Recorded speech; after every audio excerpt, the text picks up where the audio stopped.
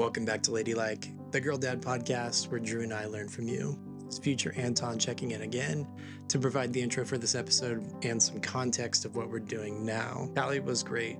We talked about planting our roots where we are and diving deep into community, and really showed how she was able to build a whole new friend group and support system in a different city after college and after high school. We also talked a lot about imposter syndrome and how she really didn't believe in herself to do her bakery business until she had so many friends surrounding her saying to go for it. I also did build her a website. I fully believe in Callie. I'm excited to share this episode with you guys. Certainly stay tuned for the end of the episode when you will hear the dad reflections. Dad reflections are kind of the point of what I'm doing here. I'm learning for my daughter, Drew. But without further ado, I'm going to kick it over to the Dear Drew. Dear Drew. Hi. Callie reminded me of something I hope you never forget. There is power in gentleness. She bakes cakes. What she's really doing is building something sacred. Community, trust, care, one beautiful slice at a time. In a world that often rewards loud ambition, Callie is proof that you don't have to shout to be strong. Being ladylike, in her case, means remembering birthdays, decorating with love, and building a life that feels like home for others. Someday you may wonder if being the soft one, the loyal one, the one who remembers is enough. I want you to know it absolutely is. The world needs more people who stay, who show up, who love through the small things. That's strength. And that's ladylike. Love always, Dad.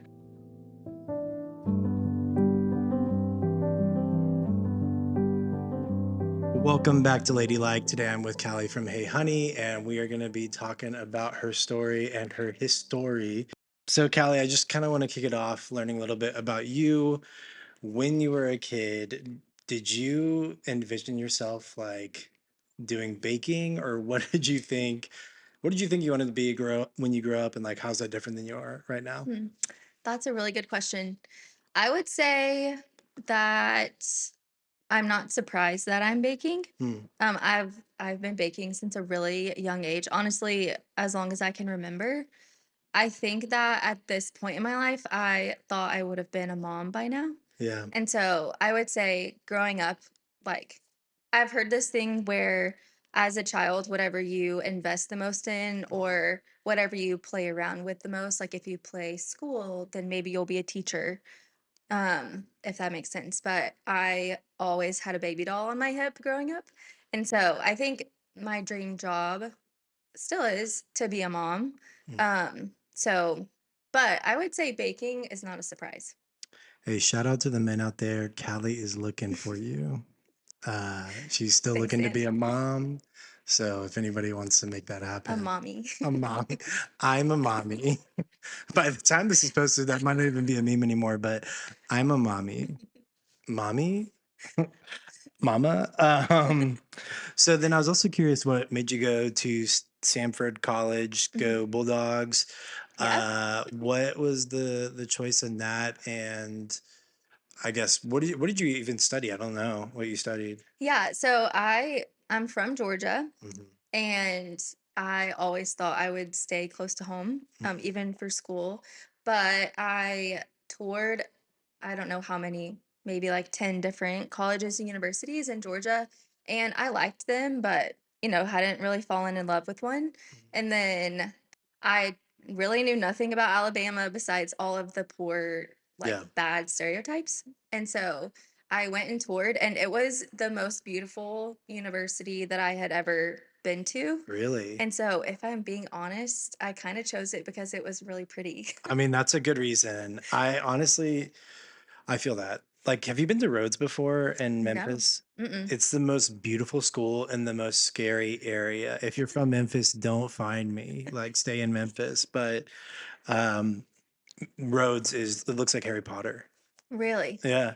Okay. So, what did you study at Samford? I studied human development and Okay, family sciences. nice. So, the way I describe my degree, had classes such as parenting, infant and child Oh. development, multicultural perspectives, adolescent and adult development, Mhm. marriage and family. And I really just learned how to take care of people, honestly. Nice. Yeah. That's awesome. And so, what did you think? You were thinking at that point you were going for your dream job. of being a mom. Yeah. I was gonna ask, what did you think like when you're in school? What's your plan after school? What was kind of going through your head, and what'd you end up deciding, and how'd you decide that? Yeah, so I actually started out as a health science major Cool. to then go on and do occupational therapy. Hmm. But I in one of my classes for health sciences, I had to observe 10 different OTs, Hmm. and I truly did not enjoy any of my experiences. So I took that as a sign I probably shouldn't do that. Yeah. But just to kind of keep that in my back pocket, my advisor in college, she advised me to do human development because I could still go into OT if I wanted to. Okay. But if not, she was like, I think you would really enjoy these classes. Yeah. So that's why I settled on human development. And then there are a few different opportunities, a few different things I could have studied post grad. Hmm. None of them really caught my attention so much to the point that I wanted to continue my education. Hmm. But yeah, I would say just I've just always wanted to work with people, hands-on, helping people, Yeah. which you really can do that in any job if you think about it. That's totally true. And I see you do that in your personal life. Thanks. So tell me about leaving, coming to Texas. What I honestly don't know, and I've known you for a long time. Yeah. What got you to Texas, and Mhm. a little bit of that story? Okay, so I feel like that goes really well right off of what I was just talking about. Mm. So, when I graduated from Stanford, I truly had no idea what I wanted to do with my degree. A lot of the girls that I graduated with, and yes, I said girls, I think there were like no guys in my major, That's awesome. maybe like two. Yeah. A lot of my friends were either also not continuing education or becoming social workers or becoming therapists of different kinds. So I just wasn't ready to commit to one of those avenues quite yet. And so I actually interned overseas with a missions nonprofit called No Mission of way. Hope. I did not Hmm. know that. Yeah. Whoa. So between graduation and before I left, I worked for a wedding planner, Okay. just doing their social media, like admin tasks. And then I was supposed to be in Haiti for 4 months overseas, but that's when a lot of the unrest started picking up in Haiti. So, long story short, I came to Cedar Park for like 2 weeks and then bebopped around to different countries with Mission of Hope, working with Haitian refugees and just, yeah, Whoa. serving the people in the Caribbean. And so, when I finished my internship, I went back to Birmingham, Alabama, and I was just praying for open doors for work. I went back to the wedding planner and was helping her some, but was really just craving direction. And the only door that continued to open was Mission of Hope in Cedar Park. Whoa. Kept calling me and asking if I would move here to work for them. And I continued to say no because I did not want to live in Texas. Yeah. Um, that would have put me, and it has put me like 13 hours away from family. So it just kind of clicked one day, and I just have never felt honestly so confident in a decision in my life of, Wow. I don't really want to move far away. I have really not a huge interest in this job, but I just felt so much peace about moving here. Wow. Yeah. And so after that, I think at least what I know about you is that you worked for a couple of nonprofits, and that's what you were doing here. How Mhm. did you get integrated into like your friend group? How'd you restart in a new city? So I didn't know anyone in Texas besides a few people from the office. And so my friend Ellie from college, her parents live like 3 minutes from the Mission of Hope office. And she was like, before, like as you're moving to a new place, if you want to live with my family, before you get the opportunity to meet new people, Hmm. you have a spot at my That's family's house, crazy. which That's was really awesome. cool. Yeah. Um, and so yeah, I moved in. It was a very quick process. I think I finally said yes to working for Mission of Hope in December, and then I moved in January, the end of January of 2020, so right before COVID. Wow. Into this family's house. I had met the mom once, I think, had never met the dad, and her brother, who's my age, also was living at the house. Oh my gosh. Yes. I didn't know you took such a huge step. That's Yeah. really brave. Thank you. I mean, No, honestly. I'm like surprised that I don't know how old I was at the time, Yeah, 22-year-old Callie did that. that is That was crazy. I mean, I truly think that's just a testament of I just felt so confident and that's what the Lord wanted me to do. Yeah. So I was like, he's gonna take care of the rest. And he did. Were you, so I remember when I went to college, I suffered like some serious loneliness and sadness. I think a lot of freshmen in college experience that. Obviously, you probably felt that in college, being in a different state, but then moving to a whole nother state Mhm. afterwards. How was that in 2020 when you're all isolated? You can't leave the house basically. Yeah. What was that like? Yeah. During my internship with Mission of Hope, we had this lady who discipled us, and she gave me a piece of advice that I have carried with me in every season. Wow. It was where you are today, plant your roots really deep. Pretend like you're going to be here for the next 50 years. And if tomorrow God calls you somewhere else, then uproot and then plant your roots really deep right there too. Wow. And so I think when it came to when I moved here, I thought I was going to be here for a year and a half. That was my contract with work. Wow. And so I just told myself, whatever that looks like, I'm going to just plant my roots really deep. So that looked like for me going to community group every chance I had, saying yes to social events that maybe I didn't want to go to, but that could allow me to meet new people. Mhm. And then I kind of just started clinging on to a few people that I really respected, that I had a good time with. And then from there, I think it just kind of snowballed into this community that I have. That's Yeah. crazy. I mean, yeah, it's insane. We'll talk about it more later, but Callie is one of the most giving, well-connected people that I know. Starting Hey Honey, it's kind of a big leap, Mhm. right? I can't imagine myself just deciding that I was going to start selling baked goods. I think that would go really poorly. But what gave you the confidence to just like go for it and start Hey Honey? I would say the community that we were just talking Mhm. about. I would say that I think it definitely started out as just a humble side hustle, Mhm. a hobby of mine.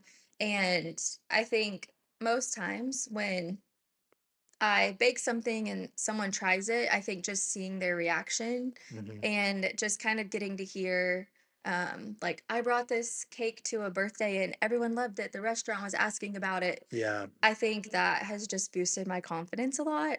And so I think I've just had more and more people around me, including my family and so many of my friends, including you, just like really encouraging me yeah. to really take a step of faith to pursue this. And I think for the longest time, I when I would hear my friends say like, "Oh, you should try doing this more full time," I received it as, "Oh, that's a cute hobby. Like Mhm. you could, almost like a fake." I don't know. Yeah, It just didn't seem like an actual opportunity that I could take or go for.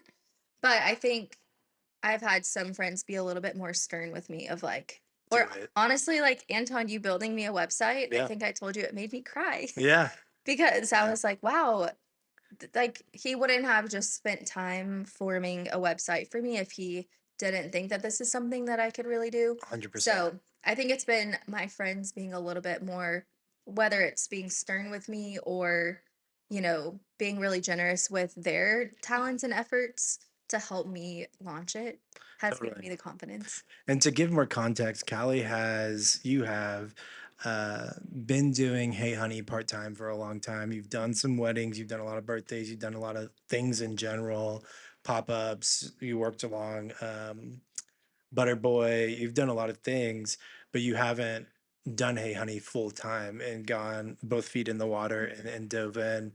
And so uh, that's more what you're talking about is like kind Yeah. of just going for it. And I will say that I truly believe in Callie's stuff so much that I built her website because I genuinely was like, she needs to get out there. Like more people need to know Callie and know your baked goods.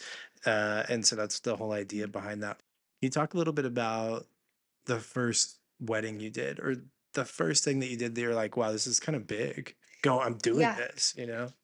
I felt a little bit of the imposter syndrome. Yeah. And I still feel that some to this day, which I think there's a healthy amount of that Yeah, to have. I think so. Um, but yeah, my first wedding, it was just a simple two-tiered cake.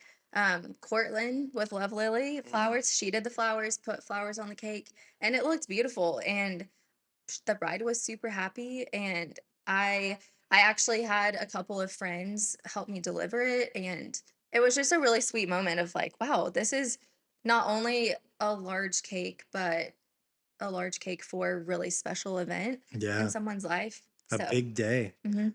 The name Hey Honey is nostalgic and it brings the idea of like sweetness. What made you come up with that name for the baking company? So I just love the word honey. Like Yeah. I think that it is a play to the South. Growing up in Georgia, not so much in my family. My aunt Rebecca, she'll say hey honey. But I would say hey honey just seems a little bit like a nod to Georgia where I grew up, and it just is like a term of endearment. Hmm. Really like warm and welcoming. Kind of just makes you feel a little bit safe, I think. It does. And then I also at one point did a word study of the word honey in the Bible. Oh, wow. Just like the Lord's word is like a honeycomb. I'm gonna forget. That sounded good to me. I was like, wow, the word sword is a honeycomb. I was like, yeah. Do you think that I actually was just reading it. And so I think combining those two things, honey being in scripture, and then also just the comfort of the word and the term of endearment. Yeah. I think it really is a great name, and I wish I came up with it. You're one of the most available and helpful people that I know in my world. And when we had Drew, like you're babysitting Drew tomorrow for date night for Anna and I. And not only that, I know that you help out a lot with your neighbors and their kids. And like you've just been a very constant presence in so many people's lives and struggles and things they're dealing with, an extra burden.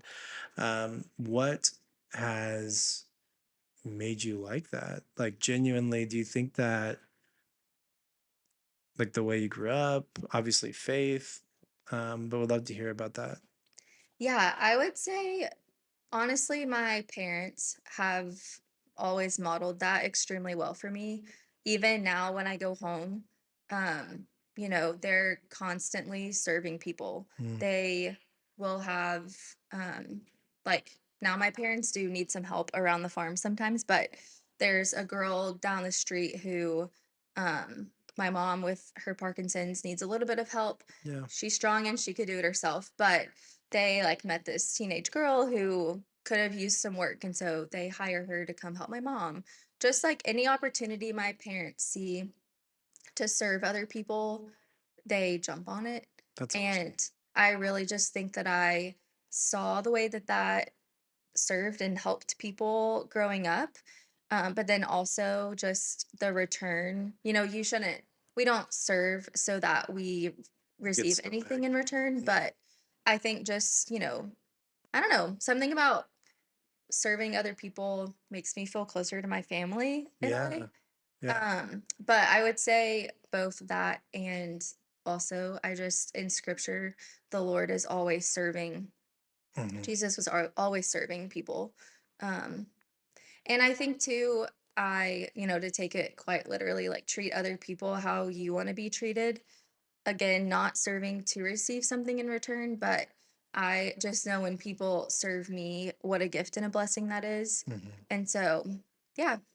That's awesome. And that is one of the reasons that I definitely wanted to do Ladylike with you. I mean, we recorded a different episode for a different podcast, and I think that was great content. We talked a lot about Hey Honey, but the idea of Ladylike is that I want my daughter to have role models to grow up into and to be like, and I feel like that you are definitely that type of person. I would love for Drew to have a servant heart like you and be so involved and be so caring and have great community and be able to move to a different city and integrate perfectly.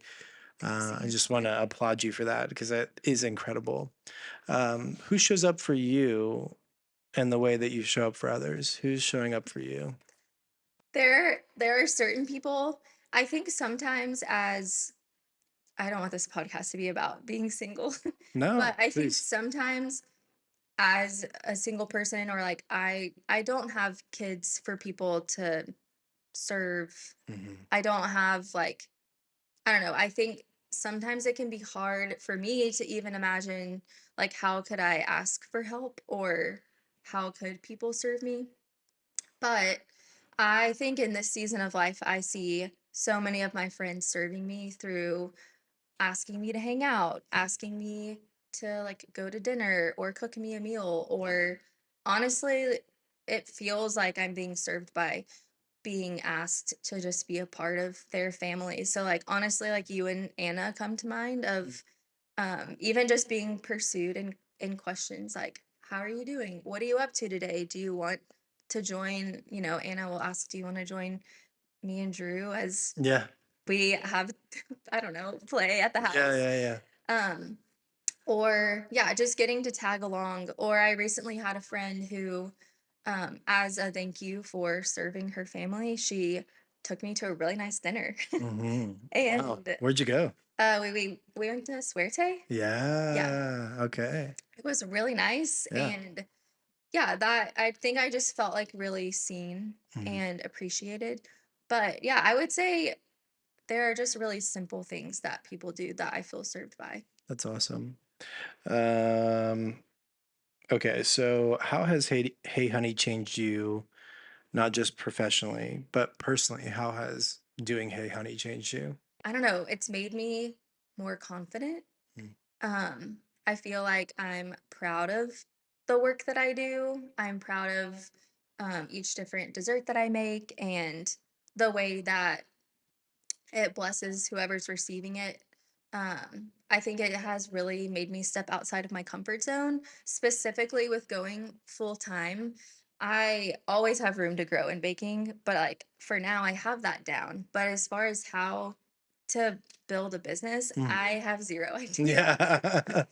And so Yeah. I think it's been really humbling it's been humbling, but also a confidence boost at the same time. Yeah. Um, I never thought that I would start a business. We've talked a lot about cakes, but I know you're doing way more than cake. So, Mhm. what are you doing? So, my friend Victoria actually told me not too long ago to keep it small and to have a more Mm. niche menu. Um, I would say the main things that you would find on my website Mhm. would be strawberry shortcakes, which is my granny's pound cake recipe. Granny's pound cake recipe. That That's when you sounds know it's good when it's yeah, Granny's. for real. Jeez. With homemade whipped cream and strawberries. Wow. I think that's my favorite thing that I make. That, oatmeal cream pies, Mhm. and just 8-inch round cakes, but a variety of flavors. Yep. I feel confident that I could bake most things, but trying to have that niche menu. Everything that I've had that you've made has been really, really good. And I'm not just saying that for the podcast. Thanks, Anton. When you look at your work and your life, what are you most proud of today? I think I am just most proud of my community. So many of our friends are foster parents. So many of our friends are stepping out into really beautiful and exciting and hard things. And so I think I just feel I'm not proud because it's mine. I'm a part of it, but I think I'm just proud of like all of my friends and that I get to be a part of it. Totally. And that's what I'm really excited with Ladylike to do is highlight all those cool women doing great Mhm. things. There's guys out there that are doing cool things too, but I didn't grow up with parents like you, and I didn't grow up with parents that were service oriented. I actually grew up with parents that were reclusive and didn't want to serve and didn't want to have more friends. And they felt like they had enough. And I think what's amazing is Drew gets to grow up seeing that model, not only by you, but all these other women and men that are doing really cool things. And it's not just foster families, it's raising kids that have disabilities, it's starting your own business, it's, going through the ups and downs of relational life in general.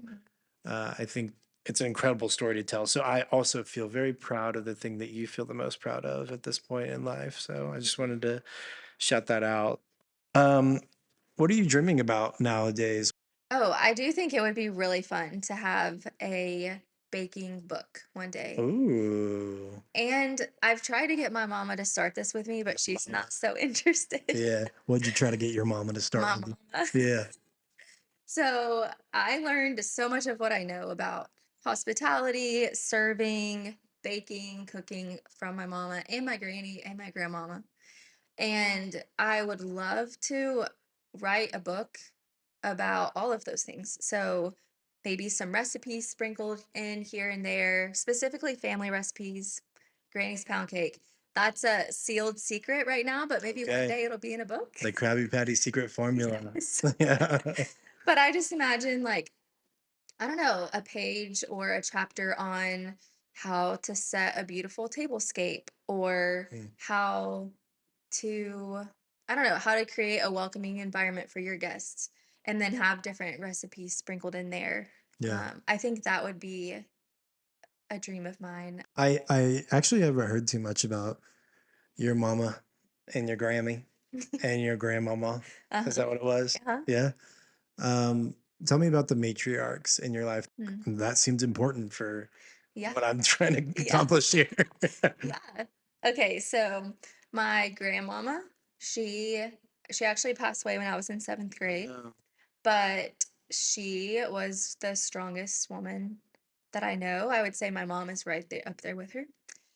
She had cancer, so I watched her battle cancer. I was in seventh grade, so you know, definitely have a lot of memories with her. She was just the most loving, caring, saw every detail, every need that needed to be met. And then so that's my daddy's mama. Daddy's mama. And then Yeah, I feel like I need to say my dad's that's mama right. No, for the podcast. that is your daddy's mama.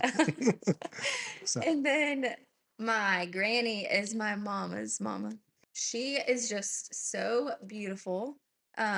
She is still alive, and every time I see her, she, even if she's doing nothing that day, she just has on her mascara, her lipstick, and she is just ready to go. Her blush, maybe a little bit too much blush. well, she won't listen to this, Yeah. right? Yeah, she's just like one of the most beautiful people that I know. Very hardworking, such a good mom. And then my mama, through like her Parkinson's diagnosis, she has just like had the most beautiful and positive outlook, even on really hard days. She is kind of similar to what I was saying about my grandmama. She just doesn't put up with crap, and that's even from her own self. She's Right. like, I am not gonna let this get me down. Yeah. I do see a lot of each of them in me. They all, but I think especially my mom has given me the freedom, and my dad too, but given me the freedom to make decisions and to move to Texas knowing no one, but also always being a safe place to fall back on. What women do you look up to in your life now? Besides the women in my family, Mhm. I think of so many people. One of them is my friend Rachel. She has, her and her husband have adopted two kiddos with special needs, and I think Rachel is, yeah, very ladylike in that sense of like, um, she's one of the strongest women that I know. Her and her husband's ability to say yes to fostering, yes to adopting, um, and yeah, just how the beautiful struggle of being parents Mhm. of two kids with disabilities. Um, Honestly, I can't think of a single one of my like girlfriends that I don't look up to. Mm. Um, Well, I do want to say this, Rachel, getting on the podcast. Okay, you have got the shout out now, and it's time for you to come on the podcast. well, I think a lot of the women I look up to also are paired with like really incredible men. As I've gotten to know y'all more, I think I saw Anna and you say yes to fostering. Um, Honestly, that's a whole other thing that we could talk about Mhm. that you should have people on your podcast about Yeah. is the way that our community has stepped into the foster care world. Mhm. and all of the really beautiful things that y'all walked through with that, and also all of the really hard things that you're still walking through with that. Yeah. And then also just I think one of the coolest things is watching my friends, including Anna, become moms. Mm. I just think that it opens up a whole new world to my friends and their personalities and the way that they like view themselves, view their families. But I would say it's just been really cool watching Anna and like what I look up to in her, how quick it is for Anna to say yes to serve other people. It's kind of just even like really nice running alongside of someone who views serving that way. Um, Cortland, Shout out Cortland. Cortland's amazing. She's The fun. fact that I should know how old Love Lily is, but I don't. She started it in freshman year of college, Yeah, sophomore year of college. I'm like, So that is crazy. yeah, we're old. We So are. that was like We are pretty old. yeah, yeah, But yeah, just the fact that Cortland started a business at such a young age and like yeah, she's a badass. she is. Also, she's a foster mom and a bio mom. Yeah. I will say about Anna, it's a great thing that she goes out there and serves, but sometimes she just assumes that we're all on board for that. As her husband, sometimes I'm like, we're doing what? What? I'm just kidding. Okay, so what's a quality in yourself that you hope girls like Drew grow up seeing more of in the world? I think at least something that I like to believe about myself. I don't know if it's true. Maybe you can tell me. But I think something that is really refreshing and I wish more people did more of is to not take themselves too seriously. Mm. Like if I'm doing really well at something, it's like remaining or continuing to have humility. If I'm failing at something, it's continuing to have humility and just, not being too hard on myself. But yeah, I think just this like lightheartedness.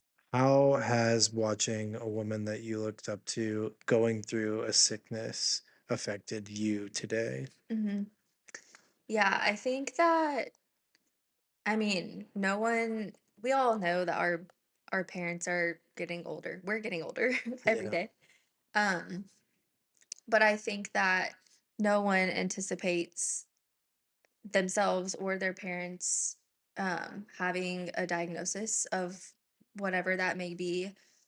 Honestly, it's been really scary and sad. I've spent a lot of time crying about it and just like the uncertainty of, what will her quality of life look like in a year, in 10 years. And um, yeah, I think I've just always imagined um, having healthy parents for a really long time.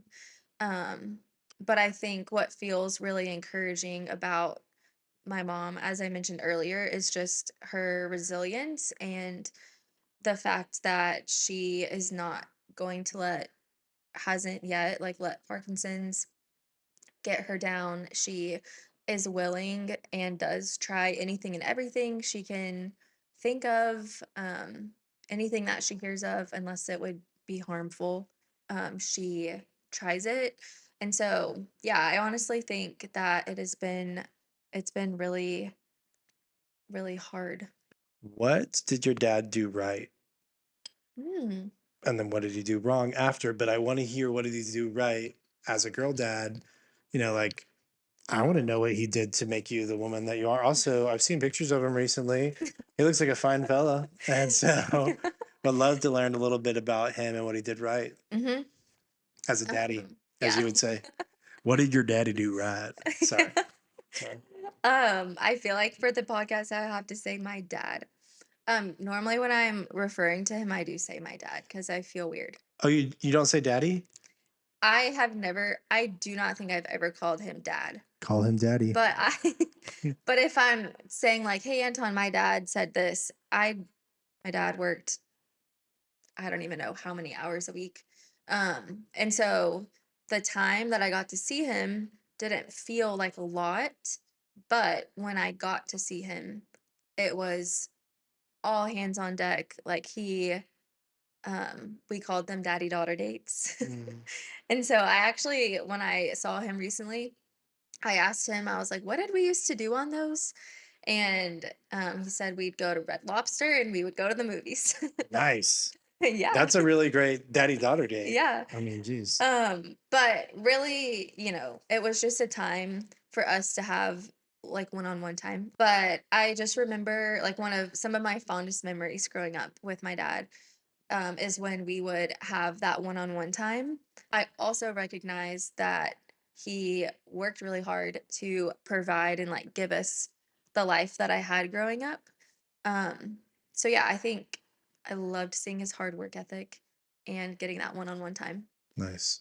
I've already said it a couple times, but I want to bring it home that genuinely I would be so honored for Mhm. Drew to look up to you and to be like you as an adult woman. Um, I think you embody so many things about I think what ladylike is. You are very ladylike in the sense that you're pretty feminine as a person in a great way, Thanks. but also it's like you embody ladylike in the sense that you've been really brave, and I can see Mhm. that in your journey from going to different states and taking different jobs and starting a new company and going out and doing things Mhm. like. You have been brave, and I think that's an important piece of being ladylike. So, I just want to shout out you, shout out Callie, shout out Hey Honey. And yeah, thank you again for the time. Thanks, Anton. That Yeah. really means a lot. That was so sweet. Aw, I loved that.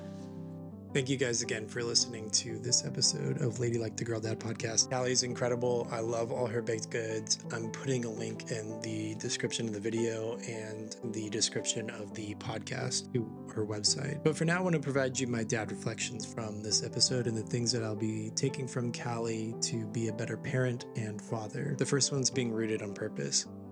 Callie does an amazing job of being connected where she's at. She went to school in a whole different city and moved here afterwards and probably has more friends than I do now. She has done a great job of being rooted and planted where she's at. The second thing I'm going to be taking from her is serving first, talking second. Callie really does have a servant heart. She's helped my family a lot and a lot of her friends. And because of that, she has an incredible support system. And so I want to steal that from Callie. I want to be better at serving and then talking less. The third thing I'm stealing is one on one time with her dad. Callie reflected on her daddy daughter days with her dad and how much it meant to her. And I'm stealing that. I'm going to be doing daddy daughter days with Drew. And I really do want to focus on one on one time with her. The fourth thing that I want to remember is being the voice against imposter syndrome. Callie talked a lot about how she's had so many friends rally around her and that put the imposter syndrome to bed in her life. And I know I've certainly had a lot of imposter syndrome making this podcast. And so I really want to be that for others. I want to be supportive and encouraging. And when my friends are encouraging and supportive of what I'm doing, I want to be able to hear it and take it to heart. And the fifth and last thing that I want to take from Callie is the hey honey spirit. Callie does have an incredible way of feeling like a Sunday morning to you. She's well connected, friendly, and kind, and the hey honey spirit, that Southern mentality, really does permeate throughout her life. And I want to take that. I want more of that in my life. Thank you again for listening to Ladylike, the Girl Dad podcast. Make sure to follow us on Instagram and TikTok at ladylike_pod. Go ahead and give us a thumbs up if you're watching on YouTube and hit that subscribe button. Also hit the bell for notifications.